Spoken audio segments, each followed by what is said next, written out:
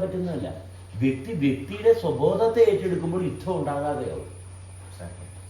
വ്യക്തി സ്വബോധത്തെ ഏറ്റെടുക്കണം, അത് ഏറ്റെടുക്കാൻ പറ്റത്തുള്ളൂ. അസ്വസ്ഥത ഏറ്റെടുക്കാൻ പറ്റത്തില്ല. അസ്വസ്ഥത ഒഴിവാക്കുമ്പോൾ യുദ്ധങ്ങൾ ഒഴിവാക്കിക്കൊള്ളൂ.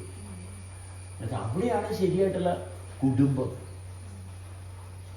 അവിടെയാണ് ശരിയായിട്ടുള്ള കുടുംബം. ഇത് വളരെ മനോഹരമാണ്. മറ്റാൾ എന്ത് പറഞ്ഞു, അയാൾ അങ്ങനെ പറഞ്ഞു, അയാൾ അങ്ങനെ പറഞ്ഞത് ശരിയല്ല, അയാളെ വാമൂടിക്കണം. അയാളെ വാമൂടിക്കുക എന്നുള്ളതല്ല, അയാൾ പറഞ്ഞതിൽ എന്തെങ്കിലും പൊട്ടത്തരം ഉണ്ടെങ്കിൽ അയാൾ പറഞ്ഞത് പൊട്ടത്തരമാണെന്ന് അയാളെ ബോധ്യപ്പെടുത്താൻ നമ്മളെ കൊണ്ട് സാധിക്കുന്നുണ്ട്. അതാണ് സംസ്കാരം. ഇത് പൊട്ടനാണെന്ന് പറഞ്ഞ പിന്നെ ഉണ്ടാതെ അതെ അതെ അതെ അതെ മനസ്സിലായി. നമുക്ക് ആധുനിക മനുഷ്യന്മാരാണ് വേണ്ടത്. മനസ്സിലായി. നമുക്ക് മൈത്രിയെ പോലെയുള്ള ആൾക്കാർ. മനസ്സിലായോ?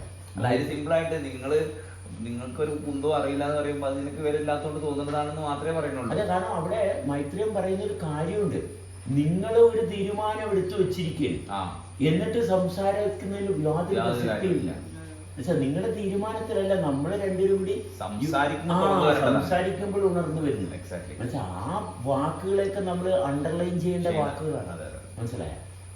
മൈത്രിയെ പോലെയുള്ള ഒരു 10 പേരുണ്ടെങ്കിൽ ലോകത്ത് മാറ്റം വരും, ഒരു സംശയമൊന്നുമില്ല. അവിടെയൊക്കെ നമ്മൾ ശ്രദ്ധിക്കേണ്ട ശരിക്കുള്ള ആധുനിക മനുഷ്യൻ എന്ന് പറയുന്നത് ധൈര്യത്തോടെ നിങ്ങൾ എന്നോട് ചോദിച്ച് മനസ്സിലാക്കണം. മനസ്സിലായ? എന്നോട് ചോദിച്ച് മനസ്സിലാക്കണം. ഇവര് കടലാസ് കൊണ്ടുവന്ന് വെച്ച് തെളിവ് കാണിക്കുക.